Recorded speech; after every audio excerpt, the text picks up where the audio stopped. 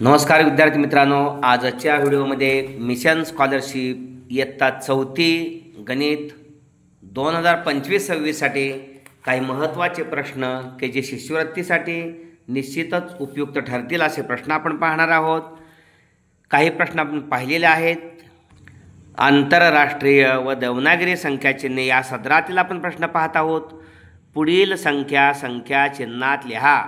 पहा, या चित्रामध्ये एकक स्थानी 4 मणी आहे, दशक स्थानी 4 मणी आहेत, शतक स्थानी 1 मणी आहे आणि हजारच्या ठिकाणी 3 मणी आहेत। त्यामुळे उजवीकडून संख्या कशा पाहिजेत, अंक कसे पाहिजेत, उजवीकडून डावीकडे 4 4 1 3 कोठे आहे, इथं आहे 4 4 1 आणि 3, अचूक पर्याय नंबर 4। त्यानंतर पुढचा प्रश्न आहे, पुढील संख्या कोणती ते ओळखा। एकक स्थानी 2 आहे, दशक स्थानी काहीही नाही 0, शतक स्थानी 3 मणे आणि हजारच्या ठिकाणी 5 मणे आहेत। 2 0 3 5 2 0 3 5, अचूक पर्याय नंबर 2। पुढचा प्रश्न आहे, देवनागरी संख्या चिन्हे आणि आंतरराष्ट्रीय संख्या चिन्हे यांच्यात कितीचा फरक असतो। काहीच फरक नसतो। देवनागरी संख्या चिन्हे आणि आंतरराष्ट्रीय संख्या चिन्हे शून्यापासून सुरुवात होते पुढे अनंतापर्यंत। या ठिकाणी आंतरराष्ट्रीय संख्या चिन्हामध्ये सुद्धा शून्यापासून सुरुवात होते, 0 1 2 3 4, त्यामुळे फरक त्यामध्ये काही नसतो। 0, अचूक पर्याय नंबर 3। पुढे प्रश्न आहे, 5 8 2 7 9 1 7 8 5 5 2 1 9 या संख्यामालेत देवनागरी संख्या चिन्हात किती अंक आले आहेत। देवनागरीमध्ये मराठी अंक कोणते आहेत।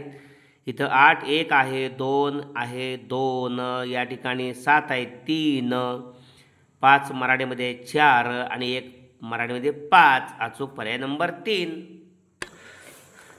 पुढला घटक आहे 5 अंकापर्यंतच्या संख्यांचे वाचन आणि लेखन। आता 5 अंक म्हणजे एकक, दशक, शतक हा एक भाग झाला, पुढे हजार आणि दशहजार।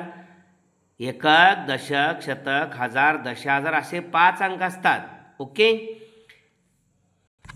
इथं 24,563 या ठिकाणी एकक, दशक, शतक, हजार, दशहजार म्हणून 24,563 24,563 असे वाचतात। ही संख्या 5 अंक आहे। एक दशक म्हणजे 10 एकक, एक दशक म्हणजे 10 एकक, एक शतक म्हणजे 10 दशक म्हणजे 100 एकक, एक शतक म्हणजे 100 म्हणून 100 एकक, 10 दशक म्हणजे 10 10 100, 10 एकक, एक दशक म्हणजे 10 एकक म्हणजे 10 एके 10, 1000 म्हणजे 10 शतक, 10 शतक म्हणजे 100 दशक आणि 100 दशक म्हणजे 1000 एकक, 1000 म्हणजे 1000 एकक। ओके, 1000 म्हणजे 10 शतक, 10 गुणिले 100, 100 10 हजार आणि 100 दशक म्हणजे 100 गुणिले दशक म्हणजे 10 म्हणजे 1000। हे चांगलं लक्षात ठेवायला पाहिजे। एक दशहजार म्हणजे 10,000, 10,000 म्हणजे 100 शतक, 100 शतक म्हणजे 100 गुणिले 100, 100 गुणिले 100 म्हणजे या ठिकाणी 1000 दशक आणि 1000 दशक म्हणजे 1000 गुणिले 10, 10,000 एकक। हजार म्हणजे सहस्त्र होय, हजार म्हणजे सहस्त्र होय।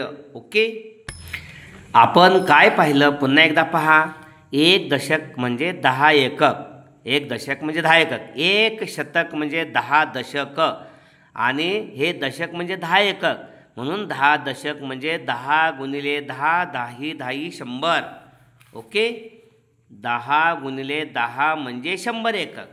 1000 म्हणजे या ठिकाणी 10 शतक आणि एक शतक म्हणजे 10 दशक म्हणून 10 शतक म्हणजे या ठिकाणी 10 गुणिले 10 100 दशक आणि 100 दशक म्हणजे 1000 एकक। दशक म्हणजे 10, 100 दशक म्हणजे 100 गुणिले 1000, 100 गुणिले 10 1000 एकक। ओके, 100 गुणिले 10 1000 एकक। ओके, इथं आलो, एक दशहजार म्हणजे 10,000, 10,000 म्हणजे या ठिकाणी 1000 म्हणजे या ठिकाणी 10 शतक म्हणून 10,000 म्हणजे 10 गुणिले 10 10 गुणिले 10 100 शतक. आणि 100 शतक म्हणजे 1 शतक म्हणजे 10 शतक.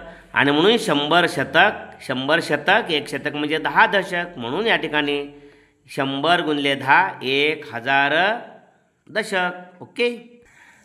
आणि 1 दशक म्हणजे 10 एकक. म्हणून 100 दशक म्हणजे पुन्हा 1000 दशक म्हणजे 1000 गुणिले 10 10,000 या ठिकाणी एकक. आणि 1000 म्हणजे सहस्त्र होय. म्हणजे 1 दशक 10 एकक, 1 शतक 100 एकक, 1000 1000 एकक, 1 दशहजार 1000 एकक. ओके. 1 दशहजार एकक. शतक म्हणजे 100, हजार म्हणजे 1000, दशहजार म्हणजे 10,000. आता 100चा पावभाग म्हणजे 25. म्हणजे 100चे 4 समान भाग करायचे. म्हणजे एक भाग 25चा होणार. 25 अधिक 25 अधिक 25. मग 25 अधिक 25 अधिक 25 4 वेळा. म्हणून याला एका 25ला 100चा पाव म्हणायचं. 2 25 घेतले की 25 आणि 25 50 झाले म्हणजे 100चा अर्धा. 25 अधिक 25 अधिक 25 3 वेळा घेतलं 75 म्हणजे 100चा पाऊण. आणि 4 वेळा 100 घेतले की संपूर्ण घेतलं, पूर्ण. ओके. 1000 म्हणजे 250 अधिक 250 अधिक 250 अधिक 250. 250 आणि 250 500. 500 आणि 250 750. 750. 750 आणि 250 1000. आता 1 2 3 4 एका भागाला पाव म्हणायचं. 1000चा पाव 250. 250. 1000चा इथं अर्धा झाला. 250 250 500 म्हणजे इथं अर्धा. आणि 250 250 250 3 वेळा घेतलं की या ठिकाणी म्हणायचं पाऊण म्हणायचं. ओके. 1000चा पाऊण भाग. 250 पाव भाग. 2 भाग घेतले अर्धा भाग. 3 भाग घेतले पाऊण भाग. आणि 10,000चे या ठिकाणी 2500 आहे हा. ओके. पुन्हा 2500 2500 5000. पुन्हा आणि 2500 की झाले 25 त्रिक 75 म्हणजे 7500. आणि पुन्हा 2500 म्हणजे 10,000. ह्या चौघांची बरी 10,000. 1 2 3 4 वेळा 2500 आहे. त्यातला एक घेतला हा 10,000चा पाव म्हणायचं. यातले 2 भाग घेतले म्हणजे 5000 म्हणजे 10,000चा अर्धा भाग झाला. यातले 3 भाग घेतले 10,000चा पाऊण भाग झाला. आणि पूर्ण 4च्या 4 भाग घेतले की 1 भाग झाला म्हणायचं. पहा या ठिकाणी शतक म्हणजे 100, पाव म्हणजे 25, अर्धा म्हणजे 50, पाऊण म्हणजे 75. त्यानंतर शतक म्हणजे 1000 म्हणजे 1000, पाव म्हणजे 250, अर्धा म्हणजे 500, पाऊण म्हणजे 750. दशहजार म्हणजे 10,000, पाव म्हणजे 2500, अर्धा म्हणजे 5000 आणि पाऊण म्हणजे 7500. मग 5,500 म्हणजे 5000 अधिक अर्धा हजार. 5000 म्हणजे अर्धा हजार म्हणजे 500. 1000चा अर्धा 500 म्हणून 5000 अधिक 500 म्हणजे 5500 बेरीज झाली. 5000 अधिक 500 5000 अधिक 500. हे 0 हे 0 हे 5 हे 5 अशा पद्धतीनं. ओके. अशा पद्धतीनं आपण यावरचा जो स्वाध्याय आहे पुढचा नमुना स्वाध्याय आपण पुढील व्हिडिओमध्ये पाहणार आहोत.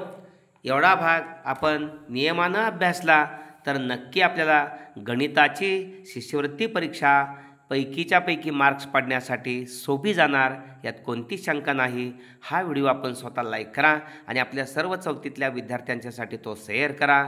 धन्यवाद. भोसले सर जाकले अद्याप चॅनल सबस्क्राईब केलं नसेल तर इंग्रजीमध्ये यूट्यूबला भोसले सर जाकले टाका, सबस्क्राईब करा आणि व्हिडिओ लाईक करा, बेल आयकॉन द्या, म्हणजे आपणास आवश्यक असणारे एका पुढे एक असे व्हिडिओ येत राहतील. धन्यवाद.